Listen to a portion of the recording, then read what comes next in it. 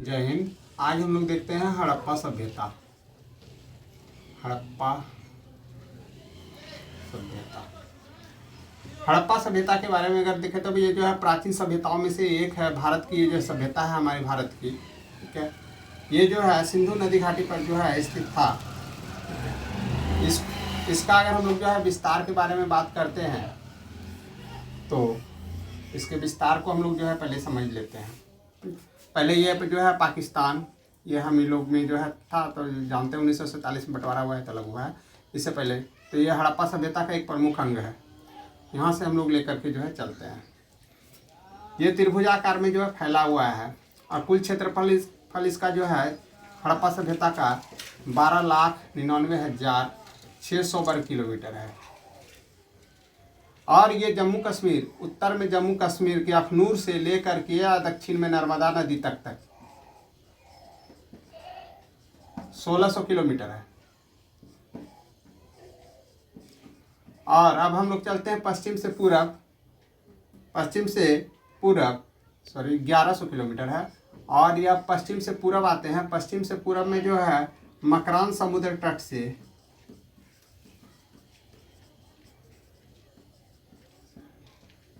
मेरठ तक 1600 किलोमीटर है। इस तरह से ये जो है इसका उत्तर दक्षिण विस्तार हो गया। यहाँ अखनूर से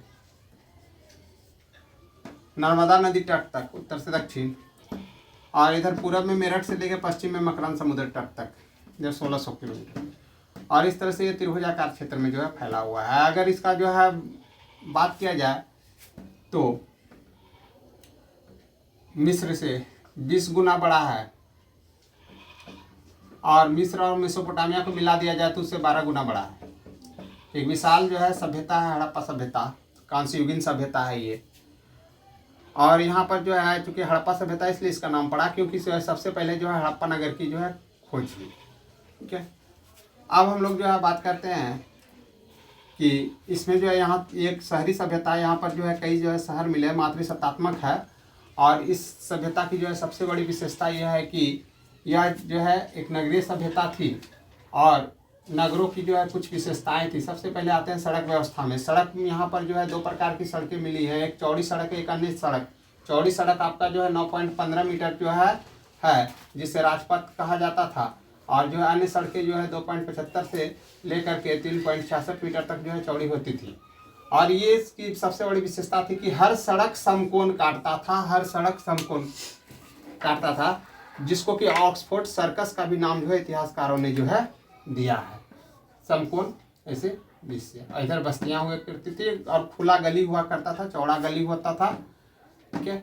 इसके बाद सड़क विशेषता के बाद जो है अगला जो है इसका जो है विशेषता था जल निकासी प्रणाली थी। भवन में शौचालय, रसोई घर, स्नानागार, इस तरह से जो है इन सब की जो है नालियाँ, छोटी छोटी नालियाँ जो है निकलती थी और आपस में मिलती थी। और ये जो है घर के बाहर निकलती थी। घर के बाहर जो है सड़क के दोनों ओर नालियाँ हुआ करती थी और सड़क के बाहर जो है इन नालियों में जो है ये मिलती थी। इस सड़क में विशेषता देखिए कि दोनों ओर नाली भी है और दोनों ओर बीच बीच में जो है गड्ढा भी बनाया गया है, जिसको मेन हॉल कहा जाता था, जहाँ कूड़ा कचरा जमा होता था। और साथ में जो है सड़क के किनारे दोनों ओर जो है चबूतरा बना हुआ था। चबूतरा पर बैठ करके दुकानदार जो है सामान बेचता था। ये इसकी विशेषता है।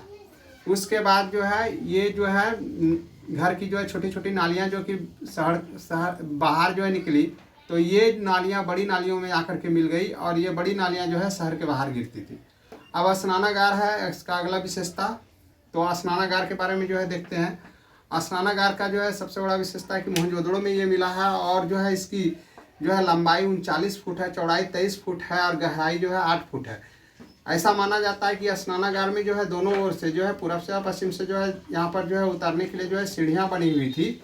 और जहाँ पर की धार्मिक अनुष्ठान करने के लिए जो है ये स्नानागार बनाया गया था। और इसमें एक कुआं भी होता था जहाँ से इसमें पानी भर दिया जाता था और फिर इसे खोल दिया जाता था, जो कि बाहर की जो है बड़ी नालियों में जो है इसके पानी चला जाया करता था धार्मिक अनुष्ठान पूरा होने के बाद।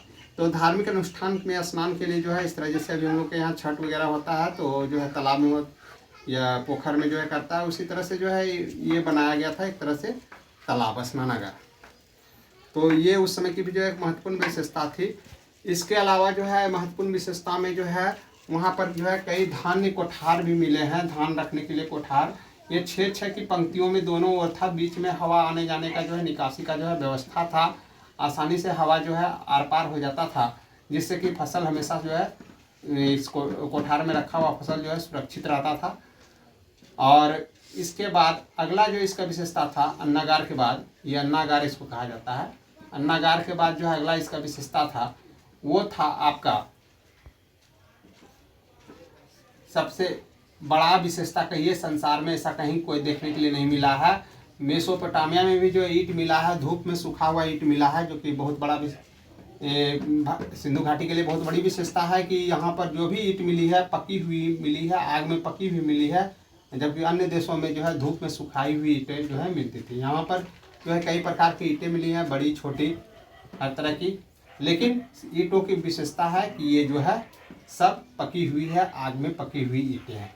उसके अलावा जो है माप का इकाई भी था उस समय, 16 का इकाई चलता था, जो आजकल जो है सोना चांदी का बिजनेस में सुनार सब करता है, 16 इकाई का 16 आना, इस तरह से जो है 16 का एक इकाई जो है चलता था। और इस तरह से छोटा छोटा बाट भी जो है इकाई में जो है मिला है। ठीक है, ये हड़प्पा सभ्यता की जो है प्रमुख विशेषता थी। और सबसे बड़ी विशेषता थी कि इन लोग जो है कांसा बनाने की जो है कला से परिचित था, इसलिए कांस्य युगीन सभ्यता भी कहा जाता था। 3 जस्ता का एक निश्चित अनुपात में मिला करके इन लोग जो है कांसा तैयार करने जानता था। ठीक है, इस तरह से ये हड़प्पा सभ्यता की प्रमुख विशेषता हुई। जय हिंद।